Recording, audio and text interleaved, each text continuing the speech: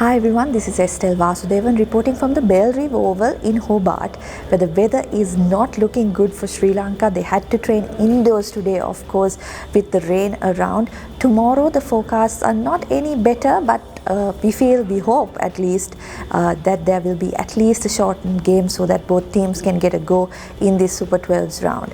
In terms of injury news, Nissanka did have a bat here for a short while, maybe 5 to 10 minutes. He didn't look in too much discomfort, so that's good news for Sri Lankan fans. We will have to wait and see whether he does make the playing 11 tomorrow, whether Sri Lanka will want to risk him, because of course he's a key part or integral part of the Sri Lankan batting order. He's been so consistent over the last 1.5 years, so they'll want him fit, fully fit, come the business end of the tournament.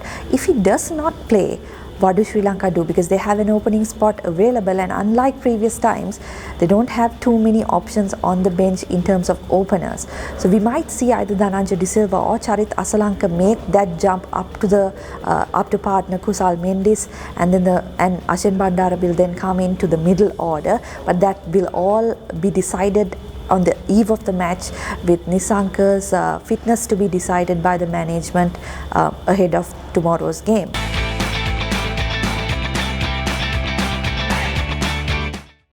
කාලගුණය කොහොමුණත් Rhino නං වහලට safe තමයි මුළු ගෙදරම. On the bowling front, Pramod Madushan, Binur Fernando, Lahiru Kumara, none of them featured in the training today. They were in the gym, so didn't have a net session except for Fernando, who came in for a bit of fielding.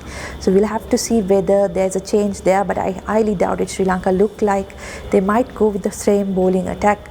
Vanindu Hasaranga, Mahesh Deekshana all featured today.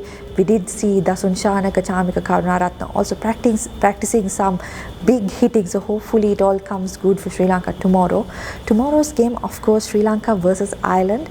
The Lankans a bit of a disadvantage. They did play their first 3 games in Geelong, while Ireland featured at Hobart in their first 3 games. So they do have they could have the advantage in terms of the conditions, which they have gotten somewhat accustomed to in the last week or so.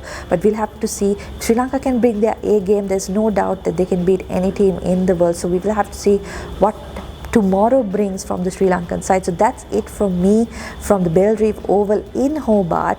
Hopefully I'm back tomorrow with you with good news once again in terms of the Sri Lankan win. This is SLvIRE signing off for the Papare.com.